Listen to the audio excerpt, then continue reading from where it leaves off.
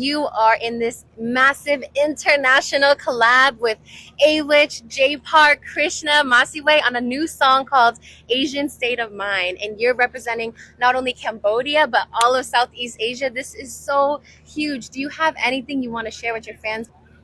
ដំបូងខ្ញុំគិតថាខ្ញុំចង់អរគុណទៅកាន់អ្នកគ្រប់គ្រងរបស់ខ្ញុំគ្រប់ទីកន្លែង you guys ធ្វើឲ្យខ្ញុំមាន inspiration សម្រាប់ទៅមុខទៀតហើយ thank to my country ដូចគ្នាអរគុណទៅកាន់ស្រុកខ្មែរដែលជាទីកន្លែងមួយធ្វើឲ្យខ្ញុំមាន creative ល្អមែនតើ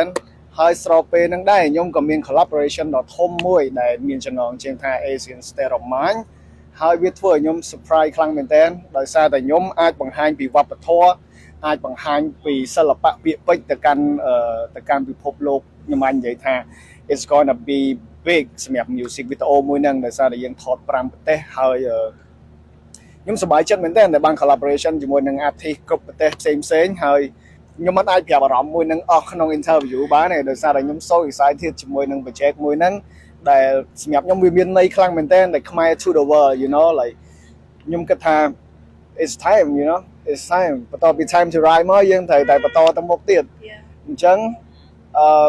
អ្វីដែលខ្ញុំចង់ប្រាប់ទាំងអស់គ្នាគឺខ្ញុំស្រឡាញ់ទាំងអស់គ្នាមែនទែនហើយអរគុណសម្រាប់គ្រប់គ្រងខ្ញុំម្ដងថ្ងៃនេះសង្ឃឹមថាទាំងអស់គ្នានឹងគ្រប់គ្រង music video Asian State of Mind ឆាប់អញ្ចឹង stay tuned and I can't wait to see you